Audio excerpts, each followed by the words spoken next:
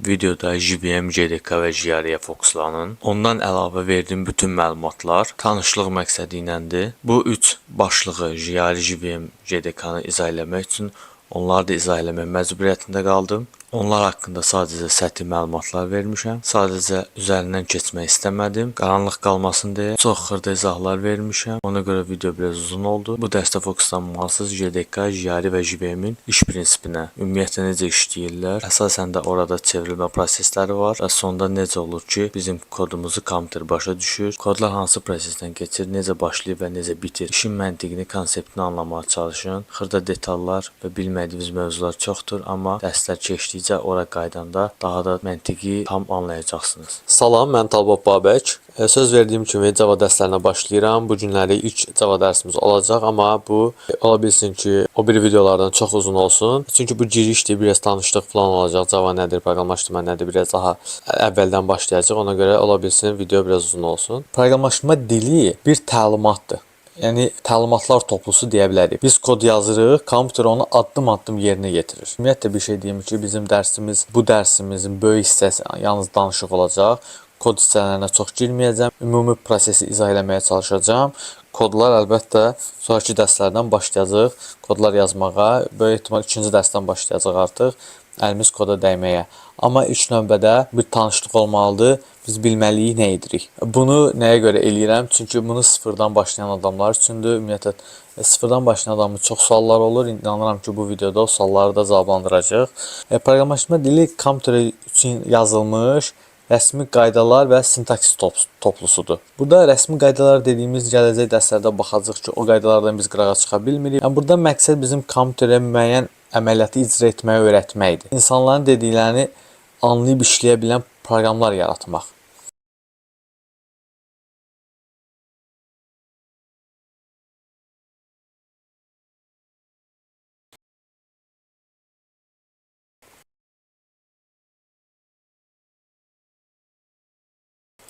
Biz nə yaza bilərik? Əsas xüsusiyyətlərinə kompüterlə başa düşəcəyi dildə yazılır. Riyazi və məntiqi qaydalar var. Əmrləri addım-addım icra eləmək deyək buna. Yəni alqoritm. 3 yeni kodlar əlavə eləmək deyək. Yəni biz bunu bir dəfə yazdıq, bitdi, ancaq belə davam eləyəcək, belə deyil. Biz ora kodlar əlavə eləyib, kodlar çıxarda bilərik, struktur tamam dəyişə bilərik, alqoritm dəyişə bilərik. Yəni yenilənmələr baş verə bilər. Məncə buna ehtiyac yoxdur. Elə 3 əsas məqam budur. Ümumiləşdirsək belə deyə bilərik. Kompüter öz-özünə düşünə bilmir. Ona düşünməyi proqramlaşdırma dili ilə öyrədirik. Yəni bu cür düşün, bu cür hərəkət elə deyirik. İki növü var. Aşağı səviyyəli dillər və yüksək səviyyəli dillər.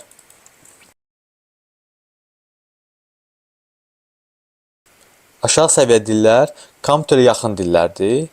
Buna assembler nümunə çəkə bilərik. Onu yazım. İndi birdən aramızda araşdırmaq istəyən olar onu. Bu maşın dilinə yaxın bir dildir. 0-1-lərlə işləyir. Daha sürətlidir, amma yazılması çətindir. Yuxarı səviyyəli dillər insan dilinə yaxın proqramlaşdırma dilləridir. Hansı ki, artıq müasir dövrdə bütün proqramlaşdırma dilləri yüksək səviyyəli dillərdir. Bizim yazdığımız, öyrənəcəyimiz Java da yüksək səviyyəli dillər qrupuna aiddir. Buna başqa nümunələr də çəkə bilərik. Python, C++, JavaScript, PHP, C# və s. və s. və s. Bunlar yüksək səviyyəli olmağı insan dilinə yaxın olması ilə ölçülür və daha oxunaqlıdır, istifadəçisə daha rahatdır. Əvvəl də dediyim kimi, müasir proqramlaşdırma dilləri yüksək səviyyəli dillərdir. Çünki onlar həm oxunaqlıdır, həm də öyrənmək daha asandır, rahatdır daha doğrusu. Java'nın tarixi haqqında nələrsə deyə bilərəm, amma düşünürəm ki, ehtiyac yoxdur. Kanalımda da Java tarixi haqqında bir video var, oradan da baxa bilərsiniz. Qısaca üstündən keçməyəcəm də, heç ehtiyac yoxdur məncə. Ümumiyyətlə, baxaq Java'nın özü nədir? Yaxşı tərəfləri var, pis tərəfləri var. Bəs onu daha populyar eləyən nədir? Hamısına detallı şəkildə baxacaq. Java nədir ümumiyyətlə desək? Java, belə deyək ki, bütün dünyada istifadə edilən güclü, çox məqsədli bir proqramlaşdırma dilidir. Onun əsas xüsusiyyəti biz indi dərs getdikcə də tam detallı deyəcəyik oranı. Write once, run away sloqanıdır. Hansı ki, bir dəfə yaz, hər yerdə işlət prinsipinə əsaslanır. Biz onu baxacağıq, bu necə baş verir ümumiyyətlə, bu sloqanı bizə təmin edən nədir, ona da baxacağıq. Bu prinsip, bu sloqan, bu işləmə prinsipi Javanı çox populyar eləyib, Javanı başqa proqramlaşma dillərindən fərqləndirib. Yəni bir dəfə yazılmış Java proqramını istənilən əməliyyat sistemində problemsiz işlədə bilərik. İndi bu sizə maraqlı gələr ki, bu nə deməkdir? Yəni baxacağıq. Mən əvvəlcədən də bu cümlələri deyirəm ki, qulağınız aşina olsun. İrəlilədikcə hə, bu buymuş, bu buymuş kimi daha da formalaşsın fikrinizdə. Gündəlik həyatda nümunələri də var Javanın ki, harada istifadə edirik. Onlardan biri telefonlardır.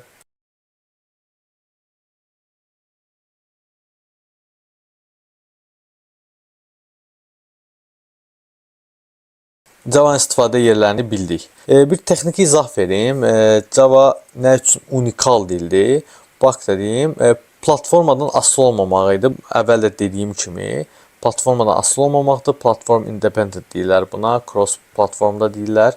Yəni Java kodu birbaşa kompüterin başa düşdüyü formada icra olunur. Bu lap belə bir dənə səti düzdən deyim, sonra biz bunu ciddi əlavələr eləyəcəyik. Proqramçı belə deyək, kodu yazır, .java faylı olur, sonra JDK onu JavaC kompilyator kodu bytecode'a çevirir, bytecode formatında çevirir daha doğrusu. Yəni .class faylından söhbət gedir burada.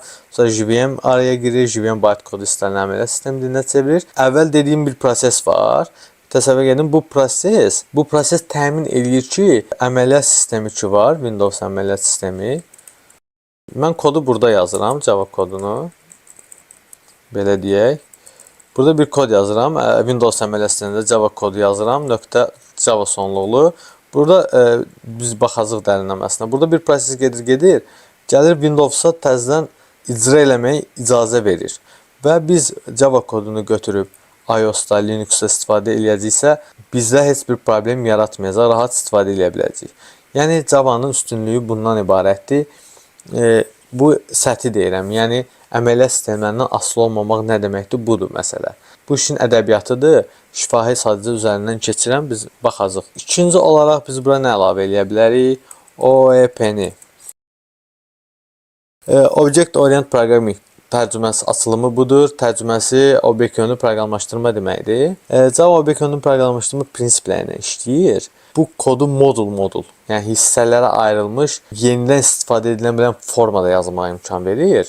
Bizə çox plusları var, hansı ki biz inşallah OOP-də kod yazanda görəcəksiniz ki, həyatla iç-içədir və OOP bizə həyatı koda inteqrasiya eləməyə çox ciddi imkan yaradır. Ki nə dediyimi gələcəkdə də kod yazıda tam başa düşəcəksiniz. Java'nın bizə təmin elədiyi ən vacib şeylərdən biri, hansı ki bank sektorunda Java'dan istifadə olmağın səbəblərindən biridir.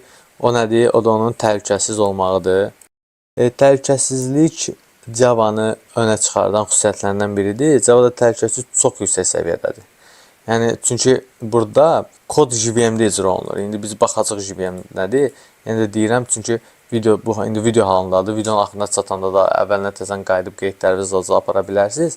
Ona görə deyirəm ki, yəni mən indi burada onu demək məcburiyyətindəyəm də. Yəni təhlükəsizlik yüksək səviyyədədir. Niyə? Niyəsində orada içində bəzi terminlər var, başa düşməsəniz də videonun sonuna yaxın başa düşəcəksiniz və qayıdıb tam aydın olacaqsınız onda. Təhlükəsizliyi təmin edən kod JVM-də icra olunur. Yəni təhlükəsizlik təmin olması deyəndə nə nəzərdə tutulur? Bizdə kodlar təhlükəsizlik, yəni bərabərdir. Bizdə kodlar JVM-də icra olunur. Bizdə bir JVM var, hansı ki kodlar burada icra olunur və sistem birbaşa ziyan vurulmasının qarşısını alır JVM, qoymur. Yəni zərərli proqram üçün avtomatik məhdudiyyətlər yaradır, hansı ki ona nə deyirlər bizdə? Sandbox deyirlər. Yəni memory management və bizim gələcəkdə keçəcəyimiz garbage collector mexanizmləri var. Hansı ki bunlar yaddaş sızmalarının qarşısını alır. Java'nın üstünlüklərindən danışdıq. Nə dedik? Platformadan asılı deyil, obyekt yönümlüdür, təhlükəsizdir. Sonra icması var, geniş, yəni çox böyük istifadəçisi var, kodlaşdıranı var bunun. Avtomatik yaddaş dedik, garbage collector dedik. Garbage collector biz baxacağıq nədir? Bu Java'nın üstün cəhətləridir. İndi çox qısa da bir dənə şifahi olaraq yazmadan mənfi cəhətlərindən də bir ikisini deyim, davam eləyək. Java ümumiyyətlə performans olaraq çox aşağı bir dildir. Yəni C və C+ kimi dillər var. Yəni bunlarla müqayisə olmayacaq qədər yavaşdır. Bu dolayı olaraq da nə deməkdir? O deməkdir ki, daha çox RAM tələb eləyir və garbage collection demişdik, o bəzi sistemlər üçün ağır ola bilir. Kodlar uzun olur dostlar. Kodları uzundur. Biraz sintaksində görəcəksiniz inşallah. Qısa olaraq da, son olaraq da bu mövzuya dəyim. Və bu mövzuda çox danışmayacağım. Java editionlardan danışacağım. Standart edition.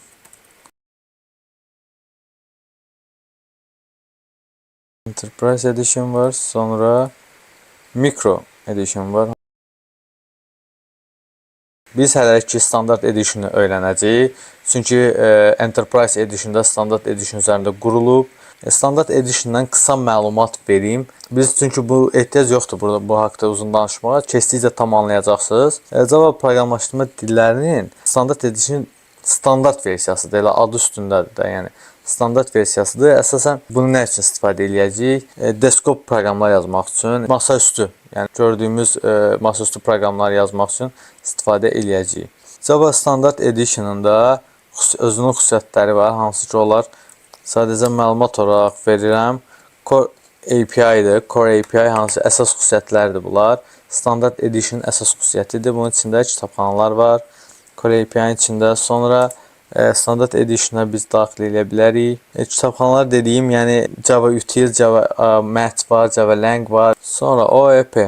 Az əvvəl danışdığımız OEP sırf standard editiona aiddir və bizim bu Object Oriented Programming-i biz standart editionda öyrənəcəyik. Java standard edition obyekt yönlü proqramlaşdırma prinsiplərinə əsaslanır. Hər şey sinif və obyektlər olduğuna görə bizim kodlarımızda sinif və obyekt yaratmağa imkan verən standart editiondur. Biz onu təmin edən. Sonra swing və fx'lər var. Bizim hansı ki biri burada versus eləyəcəm. Bunlar nədir? Dostlar, masaüstü proqramlar üçündür. Bunlar desktop proqramlar üçündür və GUI deyirlər, GUI, yəni açılımı qrafik istifadəsi interfeysidir. İngiliscədə Graphic User Interface-dir. Daha sonra isə JVM var. JVM Java kodlarını kompilyasiya edib işlətmək üçün mühit yaradır. Yəni kompilyasiyadan sonra artıq bir maşın dilinə çevrilmə prosesi olur və onu təmin edən JVM-dir. Ki, dediyim, keçdim, baxacaq. Java Standard Edition'da nə var? Standard Edition'dan dediyim masaüstü proqramlar yaza bilərik, kiçik tətbiqlər yaza bilərik. Yavaş-yavaş inşallah Standard Edition keçdikcə də yazacaqsınız və sonradan bizim məsələnin ciddi yeri, məsələnin Enterprise Edition hissəsi gəlir. Enterprise Edition bizdə böyük proyektlər üçündür, yəni daha mürəkkəb, daha qarışıq korporativ tətbiqlər üçündür, şəbəkə tətbiqlər yaza bilərsiniz. Java Enterprise Edition Standard Edition üzərinə bir çox əlavələr olunmuş xüsusiyyətlərlə yığılıb, belə deyək. Və Enterprise böyük web tətbiqlərdə istifadə olunur, mikroservislər üçün lazım olan alətləri verir bizə. Əsas xüsusiyyətləri gələcəkdə görəcəyimiz. Burada gördüyünüz ki, burada yazılanlar haqqında danışmayacağım. Onu mobil cihazlar üçündür. Yəni kiçik cihazlarda istifadə edirlər Micro Edition'da. Yəni gördüyünüz kimi Java nə qədər də əhatəlidir və nə qədər yerdə işə yarayır. Davam edirik. Biz baxaq JDK-ya. JDK nədir? Biz əgər Java'da kod yazmaq istəyiriksə, mütləq JDK-nı yükləməliyik. JDK yoxdursa, Java'da kod yazmaq da yoxdur. JDK-nı yükləyək, sonra baxaq görək JDK nəymiş. JDK-nı mən buradan göstərəcəm. Windows seçirsiniz və yüklənməni edirsiniz. Burada məsələ, indi mən yükləməyəcəm. Məndə yüklüdür, artıq mən yükləməyəcəm. JDK 23 artıq yüklənib gördüyünüz kimi. Mən yükləməyəcəm. Bunu yüklüyorsunuz dostlar. Burada bir şey yoxdur. Sadədir, göstərib videonun vaxtını uzatmaq istəmirəm. Okay, JDK yüklənəndən sonra artıq sizə İkinci lazım olan şey IDE-dir. IDE-lərdən birini yükləyəcəksiniz. Amma IDE-yə keçməmişdən qabaq JDK nədir? Niyə yüklüyürük? Ümumiyyətlə kod yazmaq istəyiriksə, biz JDK-nı yükləməliyik. JDK-nı yükləyəndən sonra artıq biz hansısa bir IDE-ni açıb işlədə bilərik. Heç ona ehtiyac olmaz. Notepad-də işləyərik, yeri gəlsə. Yaxşı, bu JDK nədir? JDK-nın tərcüməsinə baxırıq. Java Development Kit açılımı, bunun Azərbaycancası Java İnkişaf Dəsti. JDK Java proqramlarını yazmaq, compile eləmək, yəni tərtib eləmək və işlətmək üçün lazım olan hər şeyi verir bizə. Yəni burada işlətmək deyəndə, yəni run-dan danışıram. Yəni runtime environment var, hansı ki biz onu danışacağıq. Bunların hamısını bizə verir. Yəni bir dənə JDK yükləməklə bizə deyir ki, get istənilən kodu istənilən səviyyədə yaz. Baxaq görə ümumiyyətlə nədir axı bu JDK? Necə olur ki, bizi kod yazmağa imkan verir? JDK olmadan nə dedik? Java proqramlarını tərtib eləmək, yazmaq, compile eləmək heç bir şey mümkün deyil. Çünki məhz burada Java-C kompilyatör var. İndi gələk bu haqda yanına bir tekst olaraq Java compile, Java-C deyirlər belə. Bax, bu cür yazılışı olur. Bu Java-C bizim .java fayllarımız ki var. Bunları çevirir nəyə? .class fayllarına. Belə bir çevrilmə eləyir. Bundan sonra JVM bu bytecodu götürür, çevirir maşın dilinə və s. davam eləyir. Bu ümumi bir giriş verirəm. Qədər nə oldu, bu necə gəldi, Java-C nədir, Java nədir, .class nədir. Bundan qabaq CMD-yə gəlirik. Yoxlayaq görək ümumiyyətlə JDK bizdə yüklüdürmü, ona baxaq. Java-C version. OK. Gördüyünüz kimi Java-C 23.0.2 verdi bizə. Əgər belə bir nəticə almışsınızsa, deməli JDK artıq kompüterimizdə quraşdırılıb. Əgər yox, belə bir nəticə almasanız, yəni bunun əksi command not found-dur. Yəni onu görsəniz, birinci quraşdırmamışsınız. Ya və yaxud da ki, xəta var, pathda falan xəta var haradasa. Bu arada bu son versiyanı göstərir. Son versiyanı yükləmişik. Görək bunu biz yükləyəndə də gedib hara düşür. Görmək, vizual olaraq görmək bizə anlamağa daha çox kömək eləyər. Giririk burada. Bax, yenidən baxaq. Bax, C daxil olduq. Proqram faylına daxil olduq. Bizim burada Java var. Görürsünüz Java. Java'ya daxil oluruq. JDK 23. Artıq mən buradayam. Yükləndiyini papka olaraq da gördüm ki, bu buradadır. Yaxşı, amma papkanın içində burada indi bin var. Binin içində belə şeylər var. Buna baxacaq nədir? Bin qovluğunun içində nələr var? OK, davam eləyək. Baxaq görək JDK-nın içinə nə daxildir. Java-da da baxdıq, parçaladıq, hər şeyi parçalaya gedirik ki, bizə daha aydın olsun o şeylər. Gəlin baxaq görək JDK-nın içində nələr var. İlk olaraq JDK-nın içində Jari var. Jari. Böyündən yazaq. Jari. Jari'nin içində isə JVM. Deməli, gördüyünüz kimi belə bir qrafik yaratdıq. Bu qrafikdə JDK-nın özündən çıxan birbaşa 4 və 5 dənə ox var. 6. Burada gördüyünüz kimi bir var JDK-nın özündən çıxan birbaşa oxlar və sonradan bölünən oxlar var burada.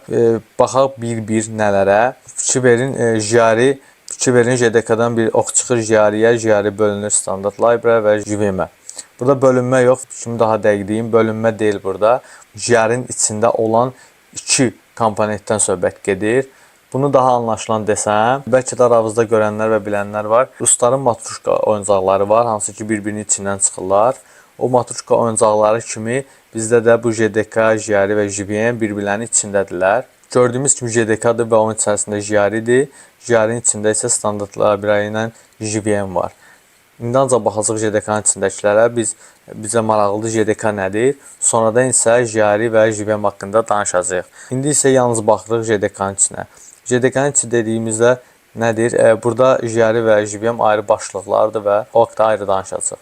JDK-nın içində var Java Compile, Java FX, dokumenti, archive, debugger. Baxaq birinci Java Compile-dan başlayaq. Biraz əvvəl Java Compile haqqında qısa danışdım. Baxaq görək Java Compile ümumiyyətlə nə iş görür tam olaraq. Java Compile Java'nın basic, təməl toollarından, alətlərindən biridir və Java mənbə kodunu, source kodunu byte formatına çevirir. Bu nə deməkdir? Java compile-da belə bir şey baş verir. .java sonluqlu fayl. .java sonluqlu bir fayldır. Bu keçid eləyir nəyə? .class sonluqlu fayla.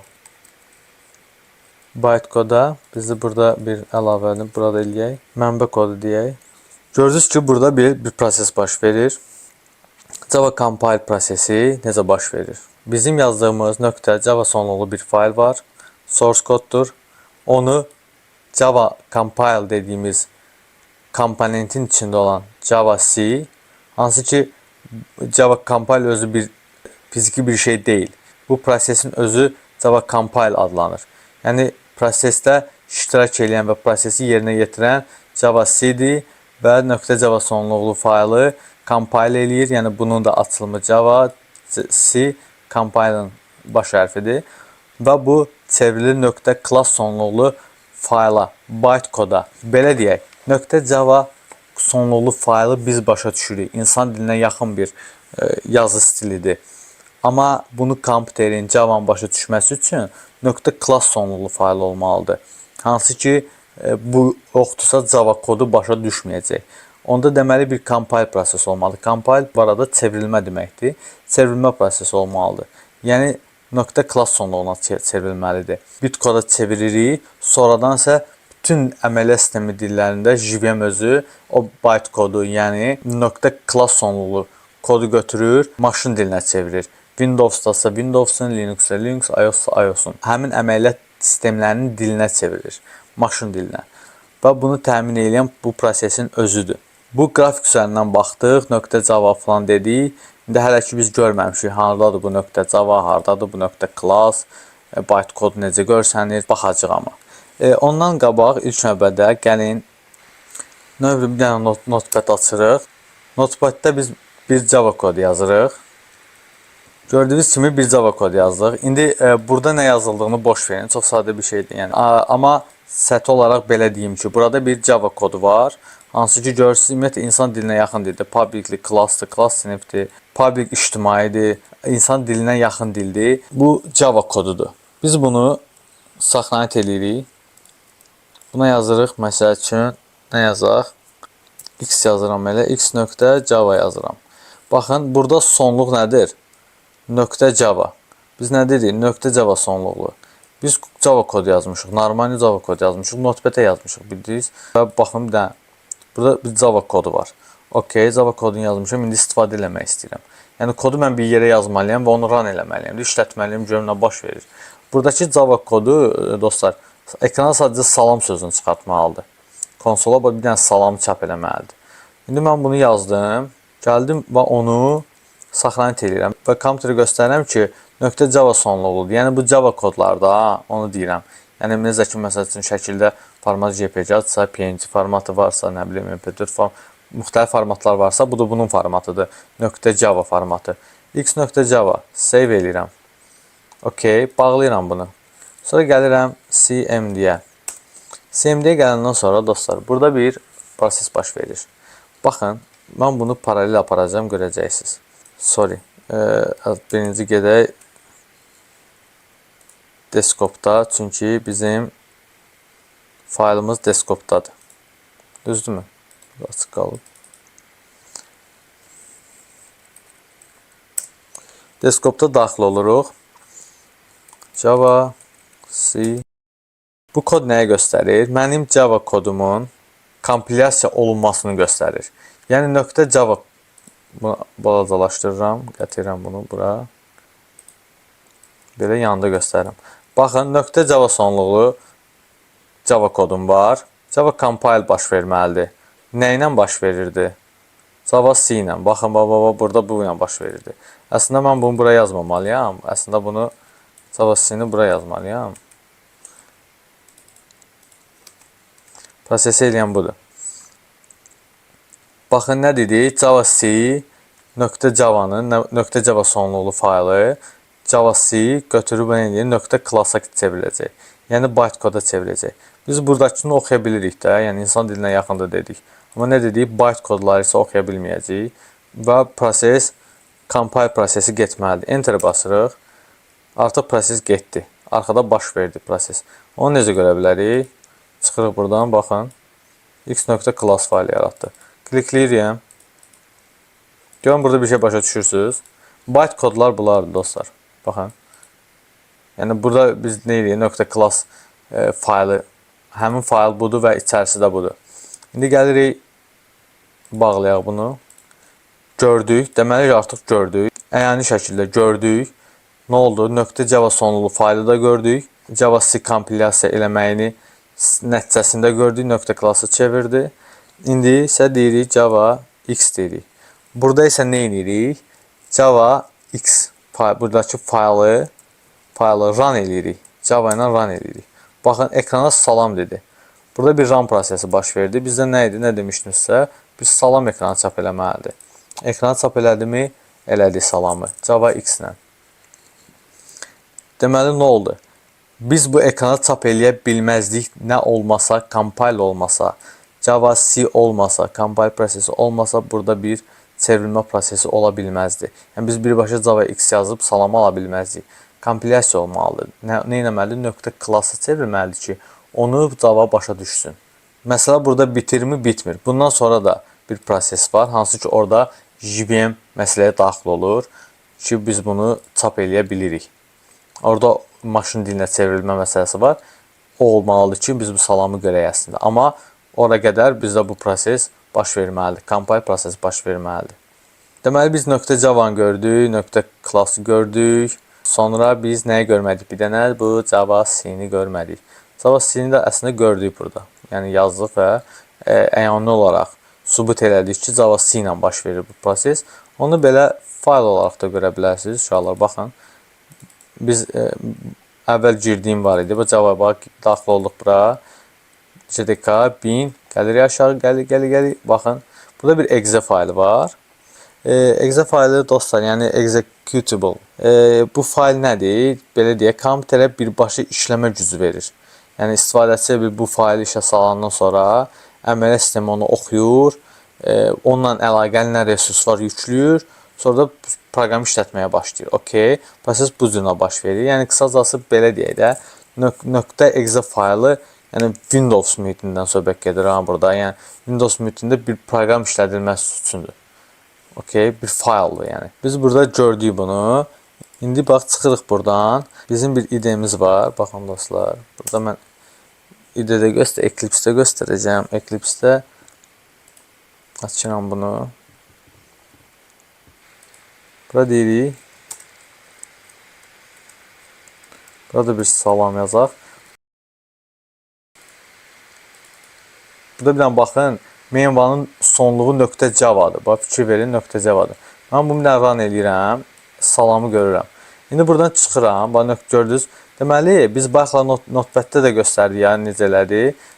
.java-nı compile elədik, biz .class faylını gördük. Burada hara düşdü bəs? Burada görürük .java-nı, amma .class-ın hara düşdüyünü bilmək üçün biz artıq daxil olmalıyıq. Workspace-ə. Workspace-də Eclipse-in Workspace-nə baxın. End of buradadır. Bax, görürsünüz, həmin folder 1000. Baxın, buradadır. Yenidən göstərirəm. End of-da daxil oluruq. Bin qovuluna daxil oluruq. X və main of .class-a fikir verin. .class-a çevrildi. Artıq çevirib. Avtomatik çevirib. Biz çevirməmişik. Avtomatik çevirmə baş verib. Run eləməyimiz kifayət edir ki, burada bir .class faylı yanansın. Çıxırıq. Bağlayırıq. Biz artıq başa düşdük compile, Java compile nədir, Java nədir, Java bu tam nə iş gördü. Baxla, versiyaya baxmışdıq. Düzdürmü? Biz dedik ki, JDK-nın yüklənmədiyini təyin elədik bundan. Bu səthi demişdim. Çünki compile nə olduğunu bilmədiyimizə görə səthi dedik buna. Amma burada əslində nədir məsələ? Gəlin bir dənə yenidən baxaq buna. Burada Java versionla baxın. Java. Bax, burada fərqlərə baxın. Bax, var Java compile versiyası var. Bir də Java versiyası. Baxırıq. İkisinə də. Birincinin fərqi nədir? Birincidə Java compiler göstərir. İndi biz bildik axı bu compiler'dır da, düzdürmü? Burada versiya deyəndə artıq biz düzdür JDK-nı görmüş oluruq. Biz dedik axı JDK-nın içindədir, JVM, JRE falan içindədir. Java compiler JDK-nın içindədir də. Yəni ayrı deyil. Deməli compile varsa, deməli JDK da var deməkdir də. JDK paketi var deməkdir. Yəni biz bunu deməklə bilavasitə JDK-nın yükləndiyini iddia eləyə bilirik. Amma əslində burada compile görürük biz. Compiling versiyasıdır bu. JDK çünki böyük anlayışdır. İçində çox şeylər var. Amma biz burada nəyə baxmış oluruq? Compiling versiyasına. Java versiyaya baxaq. Burada fikir verin, Java Runtime var burada. Əslində Java Runtime environment-ın içində işləyən JVM-in versiyasını göstərir bu. İndi biraz fikriniz qarışa bilər. Çünki bu birbaşa JVM versiyasını göstərir. Java versiya komandası ilə, əmri ilə Java-nın icra mühit versiyasını görə bilirik. Okay, environment-dan söhbət gedir və əvvəl dediyim JDK məsələsi kimidir. JRE-nin yox, JVM-in versiyasına baxmış oluruq. Yavaş-yavaş keçə görə niyə Java-C istifadə olunur, ona da baxaq. Yəni ümumiyyətlə ümid edirəm başa düşülüb nə üçün istifadə olunduğu. Amma bir dənə üzərindən keçək. Java ümumiləşdirsək belə, bu cür deyə bilərik ki, Java proqramları birbaşa maşın koduna, yəni machine koda yazılmadığı üçün, kodun hər yerdə işləyə bilməsi üçün bitkoda çevrilməlidir. Java'nın ən böyük üstünlərindən biri budur. Hansı ki biz yazmışdıq. Write once, run everywhere. Yəni bizə bu prosesi təmin edən bu Java compile'dır ki, o sözü deməyə bizə şərait yaradır. Java compile bytecoda çevrilən kodu platformanın asılı olmadan icra etməyə imkan verir. Run eləməyə imkan verir.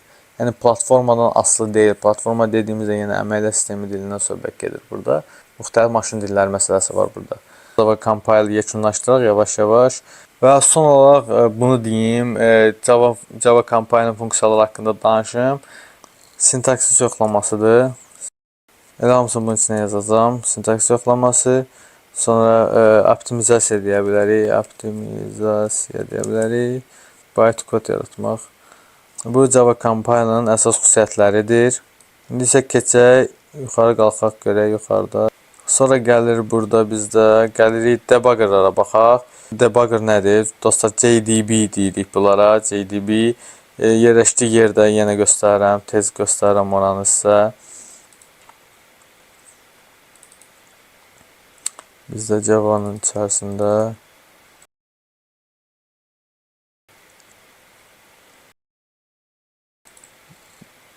həmin bu exe faylıdır. JDB proqramların hər bir hissəsini analiz edə bilir. Yəni breakpointlər qoyur. Breakpoint dediyimiz dayanma nöqtələrdir, hansı ki təyin edir, proqramı hissə-hissə icra edir, hissə-hissə analiz edə bilirsiniz onda. Yəni bunu Eclipse-də göstərək bir dənə tez. Təxmini bir şey deyirəm, burada buna fikir verməyin. Yəni burada bir 1 var, 2 var, bir də bunları toplamaq var. Deməli ekrana necə 3 yazdıracaq. Bir dənə breakpoint atırıq. Bu nədir dostlar? Bu kodun harda başlayıb harda qutaracağını sətir-sətir göstərir. Biz çünki bayaqlar gördünüz, run eləyəndə birbaşa salam gəlib düşmüşdür bura, görürsünüz. Heç bir sıralama baş vermədi. Amma burada biz keçiririk bunu debug rejiminə. Bu arada bunun kısa yolu F11'dir. F11'e basırsınız. Gəldi. İndi sağ tərəfə baxaq. Sağ tərəfə baxırıq. Burada F6-nı basaraq görə bilirik. 1, 2 və 3 qutardı. Yəni burada demək istədiyimiz nədir? Bunu bağlayaq. Baxın, birini buradan qoydum, birini də buradan qoymuşdum. Sorry. Və neynədir? Bu ikisinin arasında sətir-sətir breakpointlər deyirlər. Buna dayanma nöqtələri. Hansı ki kodumu sətir-sətir analiz edə bilirəm. Baxa bilirəm ki, nə baş verdi bu sətirdə, bu sətirdə. İndi burada çox sadə 3-4 sətir şeydən söhbət gedir. Amma böyük kodlarda bu işə yarayır. Biz indi gəlirik. Məsələn, burada necə eləyə bilərik? X.Java JDB-ni işə salmalıyıq. JDB-ni işə salanda dostlar, bayaqla göstərdiyim kimi bu cür sintaksislə X deyirik.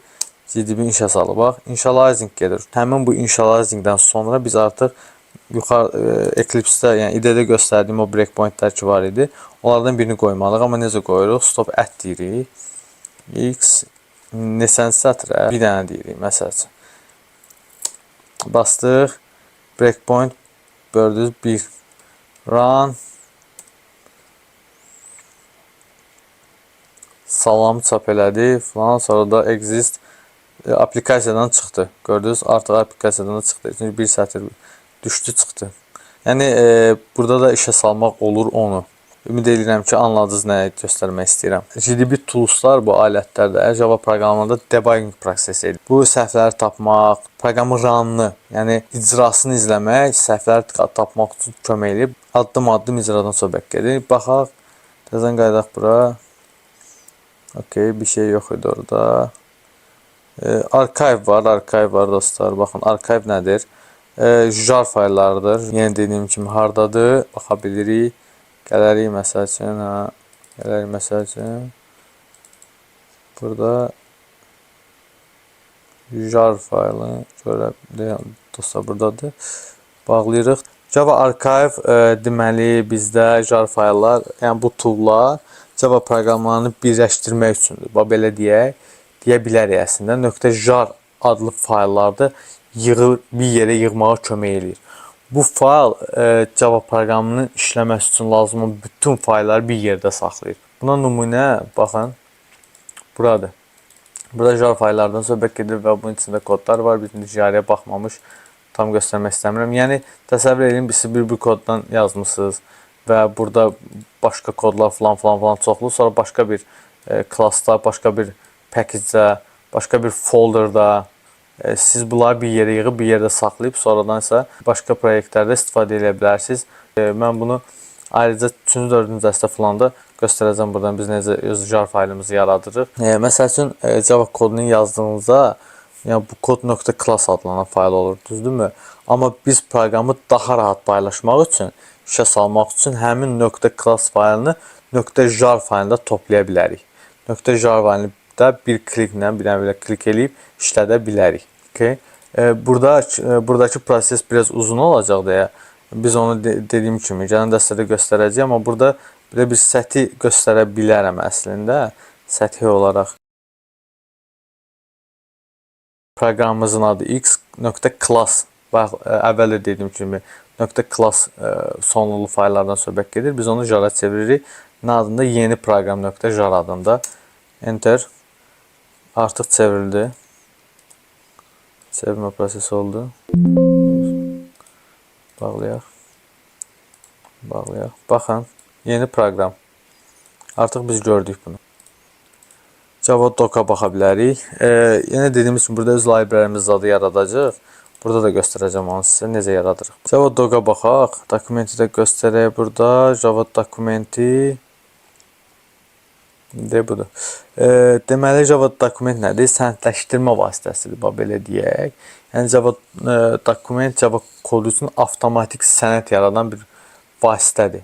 Yəni, başqa cür belə deyə bilərik ki, məsələn, proqramımızda sinifləri, metodları, dəyişənləri izah edən HTML formatında sənəddir. Bunu belə təsəvvür edə bilərsiniz. Ümumiyyətlə, dokumentasiya sözünü bilirsiniz. Dokumentasiya sözündəndir. Ayrıca məsəl üçün şkaflar olur, gətirirsiniz evdə yığırlar onu falan. Mebel olur, gətirib evdə yığırlar. Onun bir dokumentasiyası olur da, açıb baxırsan. Deyir ki, burada hansı detal, hansı işi görür. Harda olmalıdır. Mebeldə belədir, amma proqramlaşdırmada bu metod, bu funksiya, bu klass, bu obyekt bu işi görür. Və biz onu dokumentasiya eləyirik, göstəririk. Nəyə lazımdır desək, böyük layihələrdə komandanı kodu başa düşməsini asanlaşdırır. Yəni, açıq mənbə open source layihələri olur. Yəni, onlar üçün API sənədi yaradır. Yəni, kodun asan idarə olmasıdır, yəni onu inkişaf elətdirməkdir falandır. Burada daha da asanlaşdırır. Çünki proqramlaşdırma dilində elədir ki, sənin yazdığın kodu oxumaq çətin ola bilər bəzən. Orada qeydləri götürməlisin. Buna bağlayırıq. Belə bir şeylər məsəl üçün var. Biz yaza bilərik məsəl üçün. Burada nə deyə bilərik? Məsələn, biz bir kod yazmışıq məsəl üçün. Biz burada deyirik ki, sadə olaraq nə demək istədim? Burada mən metodun parametrlərini izah elədim. Return isə metodun qaytardığı dəyəri göstərir. Bu qədər sadə. Məsələn, burada throws da məsələn throws da ola bilər məsələn. Throws da var, hansı ki, yəni metodun atdığı exceptionları izah edir. Yəni nəyi exception-da istisna deməkdir, yəni istisnaları. Sonra var author var. Bu da kodu kimi yazdığı göstərir, hansı şəxs yazıb onu deyir. Məsəl üçün mən sizə onu baxın nümunə olaraq göstərim sizə. Aha, deməsə baxın param return var burada. Yəni burada izah eləyirlər də, yəni kodlarını izah eləyirlər. Bağlayıram. İndi qayıdırıq bura. Bizdə burada JDK-nın içində bir dənə yalnız nə qaldı? Java FX qaldı. Java FX haqqında da bir dənə səthi bir şey deyək, çünki özü bunun dərin məsələdir. Belə deyək ki, Java FX ümumiyyətlə Java 8-dən sonra gəlib. Sonraki versiyalar da var, əvvəlki versiyalar da yoxdur. Məsələn, bundan nə yarada bilərsiniz? Video playerlər, animasiya yarada bilərsiniz. 2D, 3D animasiyalar var. Belə oyunlar yarada bilərsiniz. Java FX-dən nə cür şeylər yaratmaq olur? Baxaq.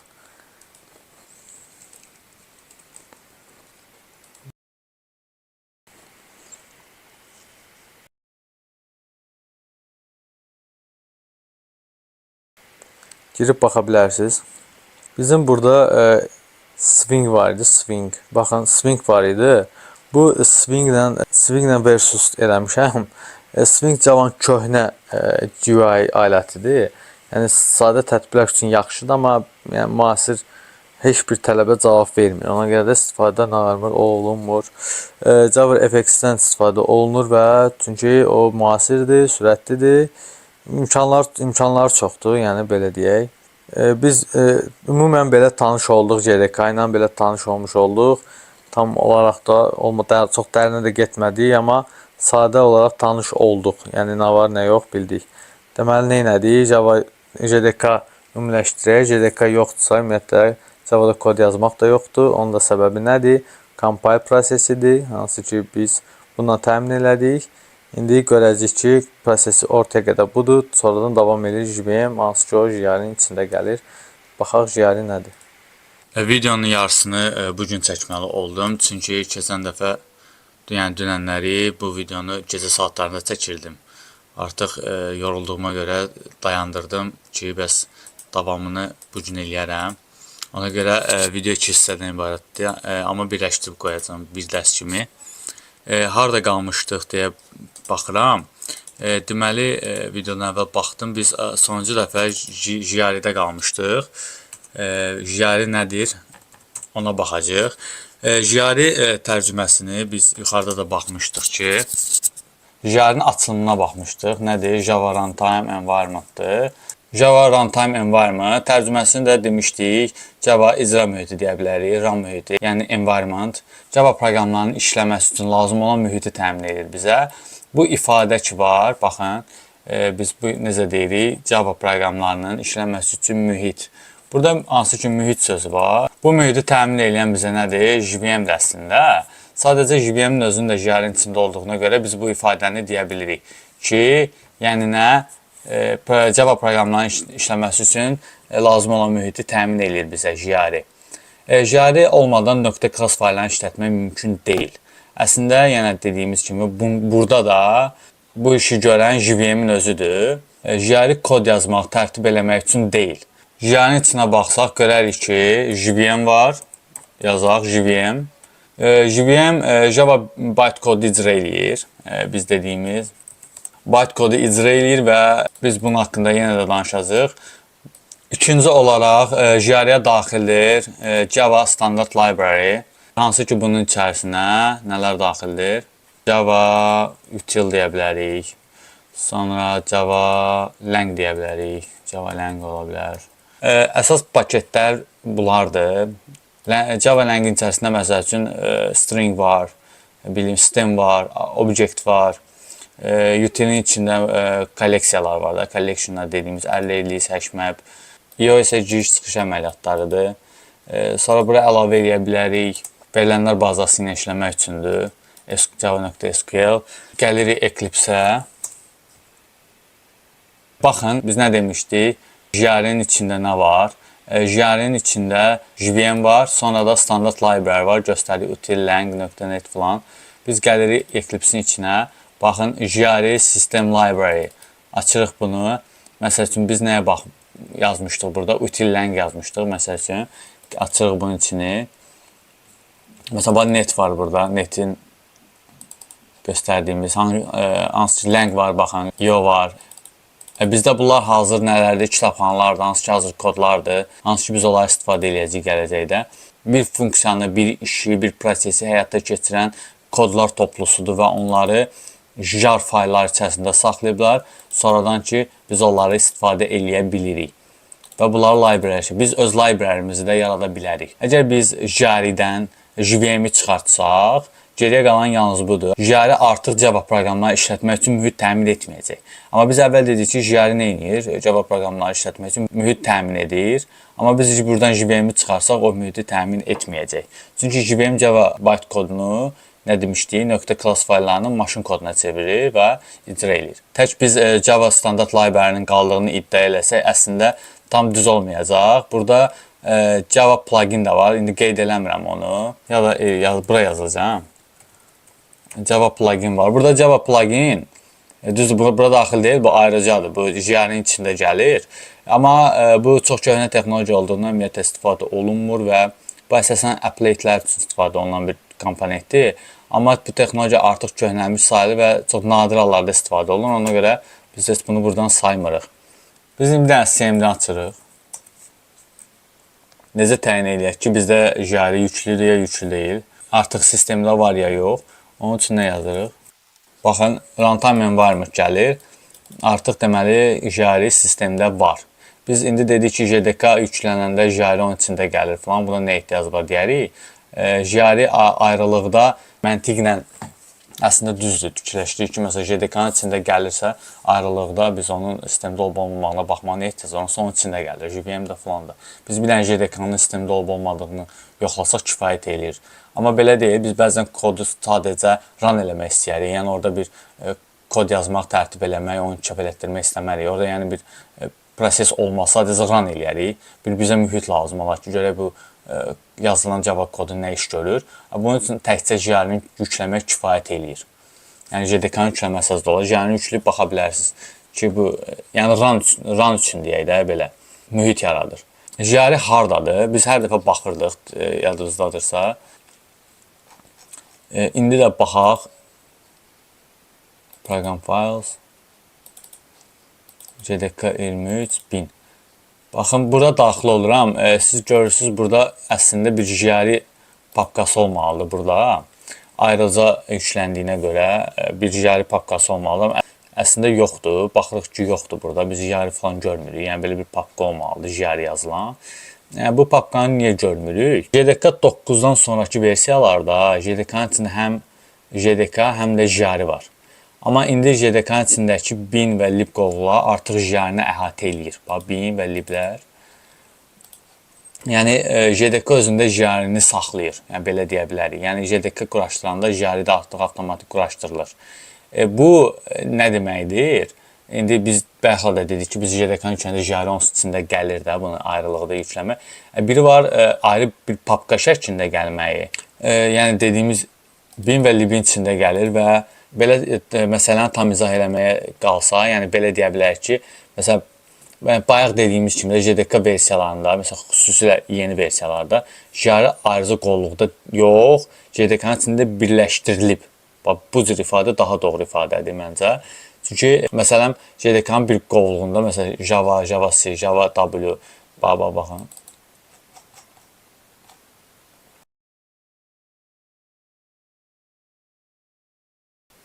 Java-W, JDK-nın içində bunlar gəlir. Java-W falan, bunlar JDK-nın içində gəlir. Java-W əslində bu Java-dır, Java-W-dur. Bu toollar həm JDK-nın, həm də JR-in tərkibində var. Amma onların əsas mənbəyi JDK-dır. Yəni, JR bu toolları JDK-dan miras alır deyə bilərik. Yəni, JDK-nın bin qovluğunda, baxın, biz dedik axı, bin qovluğunda bu Java-dır, Java-W-dur kimi toollar var, alətlər var. Yəni, JR yalnız Java proqramlarını işlətmək üçün lazım olan komponentləri saxlayır özündə. Yəni Java-dır, Java W-dur. Bunlar JDK-nın bir hissəsidir. Amma yəni JRE tərəfindən də istifadə olunur. Yəni onlar daxildilər JDK-yə. Davam eləyək. Bizdə nə qaldı? Bizdə qaldı bir dənə, biz bunlar hamısını dedik, compiler dedik, Java environment dedik, standart library-sindən danışdıq, göstərdik hamısını.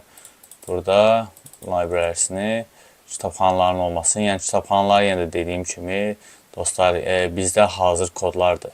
Yəni belə wow bir şey yoxdur. Hazır kodlar yazıb qoyublar ki, biz onlardan istifadə edirik. Onlardan birində göstərdik, məsələn, ən sadəsini. Göstərdik, bunun özü bir hazır bir klassdır. Yazıb veriblər bizim üçün, biz də istifadə edirik. Çıxıram buradan. Qaldı bizdə JVM. Gəlin JVM-ə baxaq. JVM haqqında az da olsa danışdıq ki, tam olaraq nədir, nə deyil. Gəlirəm bura. Java proqramlarının işlədən virtual maşındır. Bu cür ifadə eləyə bilirik. Java kodu yazılandan sonra JVM onu oxuyur, icra edir. Yaxşı, JVM necə işləyir desək, əlbəttə ki, Java compiler. Baxın, burada belə bir proses gedir.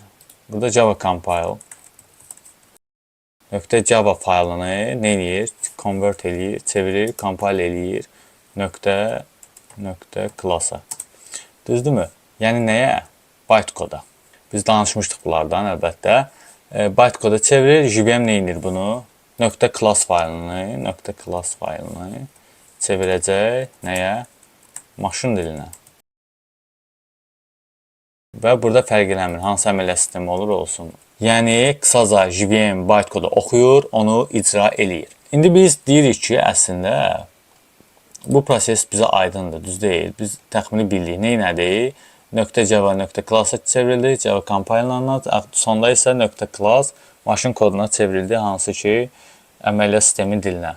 Biz gəlin bunu silək, baxın, bunları silək. Biz bölgünü bu cür aparaq. Əsas hissələrini bizə lazımdır JVM-in içində olanlar, JVM bu prosesi necə eləyir, nətər eləyir. Təxminən sətirdə olsa baxaq görək, nələrdən istifadə eləyir. Class loader var. Bu class loader .class fayllarını yükləyir, JVM-i ötürür. Sonra ikinci olaraq nədən istifadə eləyəcəyik? Bytecode verifier'dan istifadə eləyəcəyik. Nə edir? Kodu yoxlayır, təhlükəsiz olmadığını müəyyən edir. Yəni təhlükəsizliyindən cavabdeh bir komponentdir. Biz bura əlavə eləyə bilərik JIT. Just in time bytecode'u maşın koduna çevirəndə daha sürətli icra olmasını təmin edir. Okay, maşın koduna çevrilmə prosesi ki var, hansı ki o prosesə müdaxilə edir və onu daha da sürətləndirir. Garbage collector belə deyə bilərik. Lazımsız obyektləri yaddaşdan silir. Yaddaşı yormamaq, yaddaşı daima təzələnmiş tutmaqdır məsələ. Yəni, çünki lazımsız olan nə var, hamısını yaddaşdan silir və bu optimizasiyada əslində bir sürətlənməyə kömək eləyir. Java'nın pluslarındandır. Bir slogan demişdik, bəlkə də səfərimizdə bir-iki dəfə demişik onu.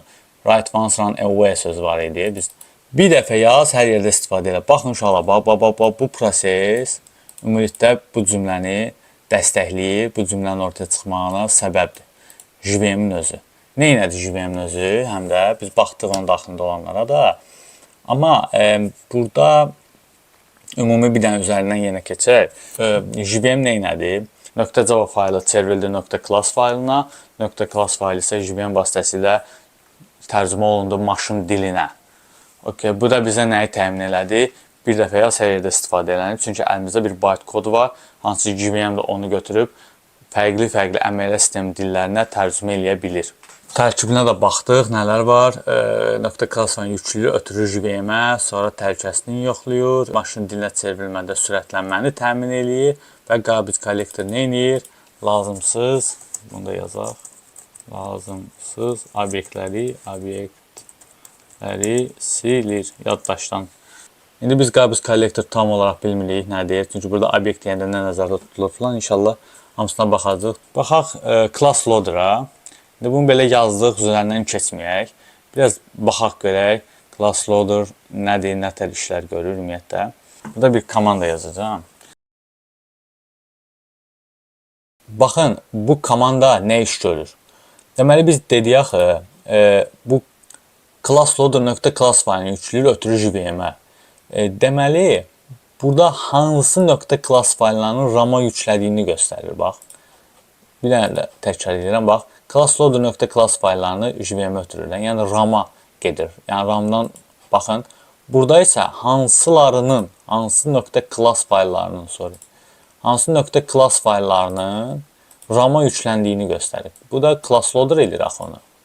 Biz də deməli əyani bir sübut olur ki, bax, bu komanda nə edir? Yükləyir klassları. Deməli, basırıq, enter. Deməli, bütün klassları yüklədi. Bayaqlarda demişdik, klassların hamısını, .class fayllarının hamısını yüklədi. Yəni, buradan nə qədər siniflər var, hamısını yükləyib. Əvvəl də dediyimiz kimi, sonda isə nə çıxartmalıdır ekrana? Bizim sinifi də yükləməlidir. Main one da yükləməlidir və main one da yükləyibmi? Baxırıq. Yükləyib və nəticəni də verib bizə. Uğurla da nəticələndi. Okey.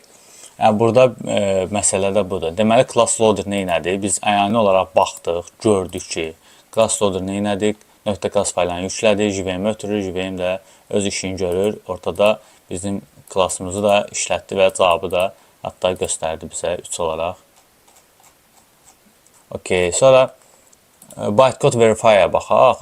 Bytecode verify haqqında ben ancaq şifahi bəzi şeylər deyə bilərəm. Yəni, zərərli əmrlərdən qoruyur. Təhlükəsizliyini təmin edir də, ümumi belə desək. Məsəl üçün, RAM-da başqa bir prosesin müdaxilə varsa, JVM onu bloklayır. Məsələn, bunu belə praktikada belə deyə bilərik. Məsələn, tutaq ki, bir hacker bir .class faylını dəyişdirib, yəni sistem fayllarını giriş eləmək istəyir. Söylədən, yəni bu JVM artıq bytecode verify yoxlamasa bunu, bu fayl icra oluna bilər, bu da təhlükəsizlik problemi yaradar. Ona görə vacibdir. Bu just in time bir compile'dır əslində, JIT compile deyirlər. Necə işləyir desək, Java kodu ilk olaraq Javası tərəfindən bytecode'a çevrilir. JVM bu kodu oxuyur, lazım yerdə tərcümə eləyir. JIT də həmin compile'ı tez mi deyim, sürətli işlənən kod hissələrinə çevirir. Yəni, daha sürətli maşın koduna çevirir. Məsəl üçün, necə eləyə bilərik? Gələr eləyib bura, məsələn. Burada bu sürəti göstərmək. Burada məsəl üçün, indi kod yazmaq istəmirəm, başa düşülməyəcək ona görə. Yəni, təsəvvür bir kod var. Yəni, məsələn, biz keçəcəyik for while falan keçəcəyik. Yəni, Java kodunda bunlar çox işlədilirsə, məsəl üçün. Yəni, sən bu şeylərini çox yazırsansa, artıq JIT həmin kodu birbaşa maşın koduna çevirir. Yəni, aşağı-yuxarı başa düşdük yəqin ki, JIT nə işi görür. Yəni, çox istifadə olunan kodlar var. Yəni ki, biz baxacaq, yəni özünüz də inşallah developer olarsınız və yavaş-yavaş kod yazdığınızda başa düşəcəksiniz ki, çox yazılan kodlar üzərində JIT əməliyyat aparır əməli başlı ki, onları maşın koduna tərcümə ehtiyac olmadan sürətli çevirir. Bu işidir. Bu da Javanın üstünlüyüdür əlbəttə ki. Baxın, burada Arduino belə bir nəticə aldıq. Bu JIT-in işləməsidir əslində. JIT-in işləməyini görmək, belə praktik olaraq görə bilərik JIT-in işləməyini. Bu haqda əslində bunu sətir-sətir danışa bilərik. Amma ehtiyac duymuram hələ ki. Okey. Sonra biz garbage collector-a ətraflı baxamayacaq. Çünki garbage collector-ı kod yazaraq göstərilməsi daha yaxşıdır. Lazımsız obyektləri silir. Bunun üçün kod yazılmalıdır filan bəhman, ona görə girməyəcəm bu mövzulara. JVM ilə bağlı nəyə baxa bilərik? Başqa. JVM-in işləməyi var. JVM bir proses görür də, bir işləyir arxada. JVM işləyəndə, əlbəttə dedik axı RAM-dan danışdıq. Deməli, biz arxada baş verən prosesləri görə bilərikmi? Deməli, CPU-da RAM-a təsir edir. Ona biz baxa bilərik. Ona necə baxa bilərik? Biz orada bir komanda var, hansı ki JConsole komandasıdır. Bu Bu G-Console komandası, yəni JDK ilə birlikdə gələn tooldur. G-Console yazaq bura. Tak. Buna monitoring deyək. Monitoring. Bu bir monitoringdir, yəni yoxlamadır. Monitoring eləyir. Yoxlayır. JVM işləyəndə nə qədər sərfiyyatdadır. Yəni bu tool Java virtual maşinlə işləyən Java proqramlarını monitoring, məsəl üçün CPU istifadəsi olsun, nə bilim, yaddaş istifadəsi olsun, siniflərin yüklənməsi olsun, threadlər olsun, hamısına real vaxtda baxa bilirik. Biz bunu necə təmin edə bilərik? Biz gərək bir kod yazaq. Adi kodda bir dəfə run elədiyimiz kodda biz bunu görə bilməyəcəyik. Baxın, burada bir sonsuz dövr var. Sonsuz olaraq Babet Talibov yazacaq. Bax, Babet Talibov, belə yaza gedəcək. Dayanmayacaq da. Sonsuzluğa qədər gedir də, bildiniz. Yəni, kompüter dayanana qədər, yaddaşı dolana qədər. Və bu da davam elədikcə əlbəttə ki, RAM-ı falanı spring yorur. Orada biz ona görə dəyərlərə baxa biləcəyik. Sadə kod yazıb rana baxsaq, dəyərlərdə dəyişiklik görməyəcəyik. Ona görə bizə sonsuz dövr lazımdır. G-Console. Bax, gəldi, one main gəldi. Connect edirik. Ensure connect. Klasslar var, biz dedik onu. Görəcək, threadləri demişdim. CPU var, görəcək, CPU istifadəsi var. Burada dövr arxada hələ də gedir. Baba, istifadə qərarı qalxdı. Baxın. Yadda istifadəsi qalxır. Biz bunu monitoring edirik. Bax, görürsünüz, yoxlaya bilirik. Dayandırıram. İnterpretasiya, onu deyim sizə, interpretasiya var. Okay, interpretasiya nədir? Əslində, bax, bu ikisi nədir? Burada JIT də daxildir. JIT haqqında danışmışdı, burada JIT də daxil edək. Burada byte kodları sətir tərcümə edir. Bu interpretasiya burada həmin prosesdir. Yəni, prosesin adıdır. Amma yavaşdır. Just in time var. Bu arada unuttum deməyini. Bunları yazdım.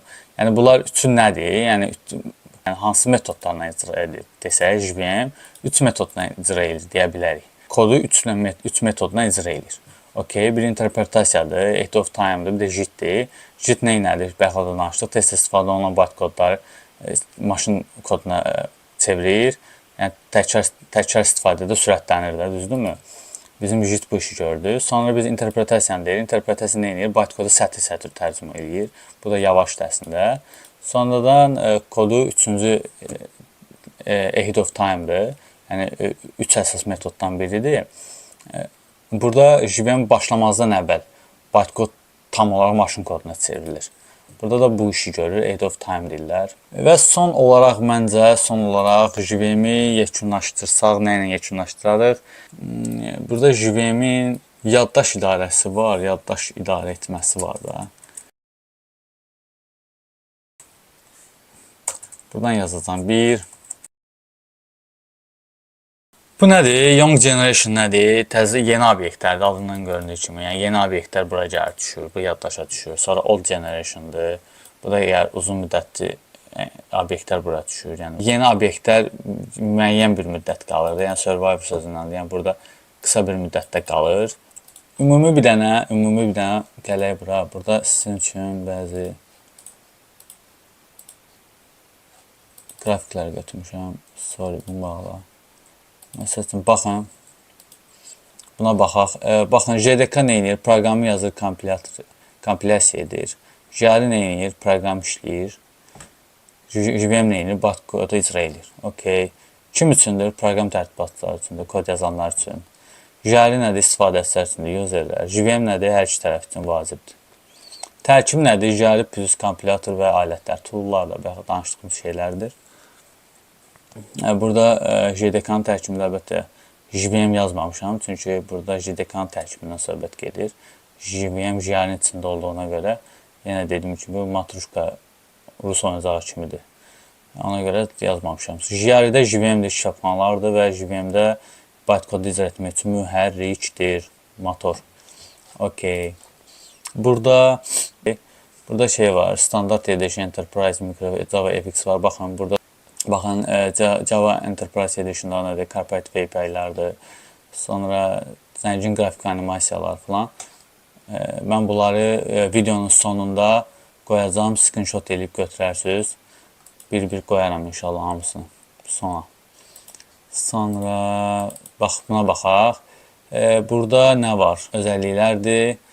Standart Edition, Enterprise Edition'da bunda qoyacam baxarsınız. Bir də bizim mövzunun böyük hissəsinə əhatə edən JDK JVM-dir. Baxın, nədir?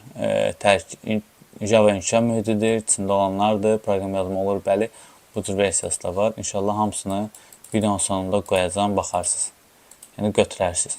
Bax, deyək ki, məsələn, bir yazıçı olmaq istəyirsiniz və yeni kitab yazırsınız. İndi buradakı nümunə tam olaraq bilməm, o da o deyil. Yəni bunun üzərindən gedəcəm də. Buna baxa-baxa davam eləyərik. Məsələn, belə bir şey, məsələn, yazıçı olmaq istəyirik və desək yeni kitab yazırıq. Yəni bunun üçün nə lazımdır bizə? Yəni vasitələr lazımdır. Vasitələr nədir? Qələmdir, kağızdır, həm kompütersə kompüterlə, yazdığın nədirsə onunla. Kitab yazmaq üçün lazım olan hər şeydən, yəni pozanı, qələmi, kitab tutan, nə bilim və s. və s. Bu eyni şəkildə JDK proqramçısı Java proqram yazmaq üçün lazım olan vasitələr verir. Necə ki biz kitab yazmaq üçün bizə vasitələr verirlər. Eyni şəkildə JDK proqramçıya Java proqramını yazmaq üçün vasitələr verir. Nə verir? Java Compile verir, debugger verir, kitabxana verir. Biz danışdıq hamısı haqqında. Əgər yazıçı bir kitab yazmaq istəyirsə, deməli nə lazımdır ona? Vasitələr lazımdır. Bu da eynilə Java proqramçılara JDK lazım olması kimi lazımdır. JR'yə baxaq. JR də fikir verin, orada kitab oxumaq yazılıb. Belə deyə bilərik. Məsələn, kitab oxumaq JR yazılmış və yaxud da nə bilim çap olmuş kitabı oxumaq üçün mühitdir. Yəni deyək ki, məsələn, artıq kitabı JDK vasitəsilə yazmışıq, çap eləmişik falan. İndi oxucu kitabı oxumalıdır da. Oxucu kitabı oxuya bilməsi üçün ona nə lazımdır? Kitabın özü lazımdır da. Yəni oxuyacağı səs, material da, işıq, nə bilim, rahat, komfortlu mühit, oturacağı yer. Məsələn, gözü zəifdirsə atik ola bilər, yəni eynək taxa bilər və s. belə. Yəni bir mühit yaratmalısan ki, o kitabı oxuya bilsin. Eyni şəkildə JR'də yazılmış proqramları icra eləmək üçün mühit verir bizə. Java proqramını icra edən sistemdir, düzdürmü? Oxucunun özüdür əslində. Sonra kitabxanalar verir, proqramı işləməsi üçün lazım olan bütün funksiyalar da kitabın özüdür. Məsələn, bunu biraz uzatsaq, məsələn, oxucu kitabı oxumaq üçün bir yazıçı olmaq məcburiyyətində deyil. Yəni, eyni bir proqram işlətmək üçün də belədir. Yəni, JDK lazım deyil, sadəcə JR kifayət eləyir. Yəni, oxucu necə ki, yazıçı olmaq məcburiyyətində deyilsə, biz də proqramı işlətmək üçün sadəcə JR-dən istifadə eləyə bilərik. JDK bizə lazım deyil. JVM-i də bura necə bağlaya bilərik? Baxın, nə yazılıb? Kitabı necə oxumaq qaydaları yazıb. Bunu biraz açaq nə deməkdir? JVM kitabı necə oxumaq qaydaları deyəndə, yəni kitabın necə oxunacağını idarə edən qaydalardır. Yəni, məsələn, deyək ki, oxucu kitabı götürür, oxumağa başlayır, amma hər oxucu fərqli oxuyur. Düzdürmü? Biri kitabı ucadan oxuyur, nə bilim, biri sürətli oxuyur, biri sətir-sətir analiz elə oxuyur. Eyni şəkildə JVM də hər kompüterdə fərqli işləyir. Çünki məsələn, Windows, MacOS, Linux kimi fərqli sistemlərdə Java proqramlarını fərqli icra edir. Məsələn, JVM-in əsas vəzifəsi Java kodunun kompüterin anlaya biləcəyi, başa düşəcəyi dilə çevirməkdir. Yəni, JVM olmasa, Java proqramları işləyə bilməz. Oxucunun kitabı necə oxuyacağını müəyyən edən qaydalar var. Onlar, bunu qoyduq bir qırağa, bərabərdir. Java proqramlarının necə icra edəcəyini müəyyən edən sistem. Yəni, nə? JVM. Java proqramlarını necə icra edəcəyini müəyyən edən qaydalar, sistem var. Hansı ki o JVM-dir. Deməli, ümumiləşdirirəm və videonu sonlandırıram. Biz son olaraq yekunlaşdırım. Biz belə bir sonluqla bitirək. Java ümumiyyətlə kitab yaratmaq və oxumaqdırsa, JDK kitabı yazmaq, çap eləməkdir. JR kitabı oxumaqdır. Java virtual maşinə kitabı necə oxumaq qaydalarıdır. Məni izlədiyinizə görə təşəkkür edirəm. Ola bilsin video çox uzun oldu, amma biraz dolğun, qəşəng oldu və həm də çox şey buradan ola bilər anlamaya bilərsiniz. Amma ətraflı bunu yenidən də araşdıra bilərsiniz. Orada işlətdiyim, məsələn, bu ifadə niyə belə oldu, gələk biraz araşdıraq. Bu sizi ümumi fikrinizi formalaşdıracaq. Dediyimiz konseptlərin nə iş gördüyünü anlamağa kömək eləyəcək. Məni dinlədiyiniz üçün təşəkkür edirəm. Gələn dərsdən artıq biz kod yazmağa çalışacağıq.